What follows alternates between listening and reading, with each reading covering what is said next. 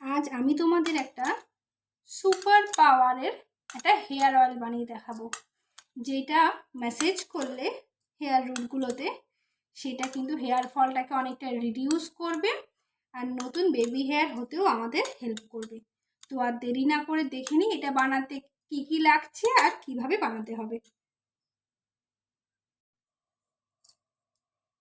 আজ আমরা এই তিনটে ইনগ্রিডিয়েন্ট দিয়ে তোমাদের একটা সুপার অয়েল, হেয়ারের সুপার অয়েল বানিয়ে দেখাবো, যেটা তোমাদের কিন্তু হেয়ার ফলটাকে রিডিউস করবে আর নিউ হেয়ার হতেও হেল্প করবে।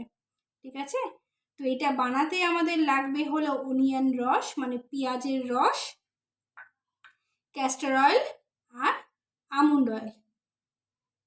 এটা বানাতে আমাদের 2 চামচ আমরা অনিয়ন মানে পেঁয়াজের রস নিয়েছি, তার মধ্যে মেশাবো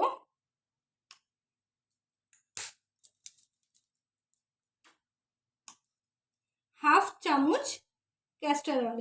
ক্যাস্টর অয়েল একটু ভারী তেল বলে আমরা সব সময় এটা কিন্তু একটা কোনো কিছুর সাথে মিশিয়ে ব্যবহার করব।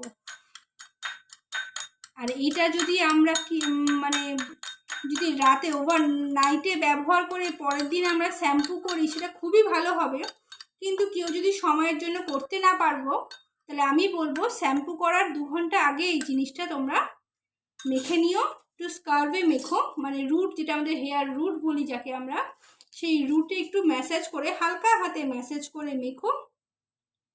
মেখে ওটাকে 2 ঘন্টা রেখে তারপর সেটাকে শ্যাম্পু দিয়ে ওয়াশ করে নিও।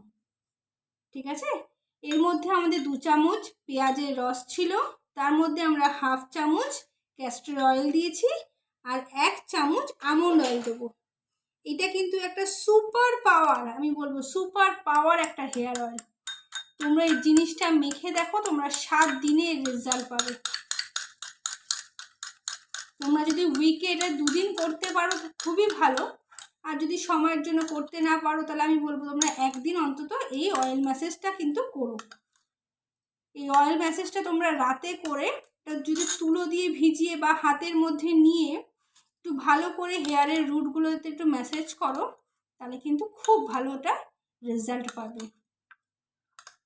ঠিক আছে, সমস্ত তোমাদের হেয়ার ফল দেখবে অনেকটা রিডিউস হচ্ছে আর নতুন নতুন বেবি হেয়ার আবার হতে শুরু করেছে। তোমাদের এই অয়েলটা কেমন লাগলো আমাকে জানিও, আর আমার পেজটা কিন্তু লাইক শেয়ার ফলো করতে ভুলো না। ঠিক আছে, আবার কালকে আসবো নতুন কিছু নিয়ে।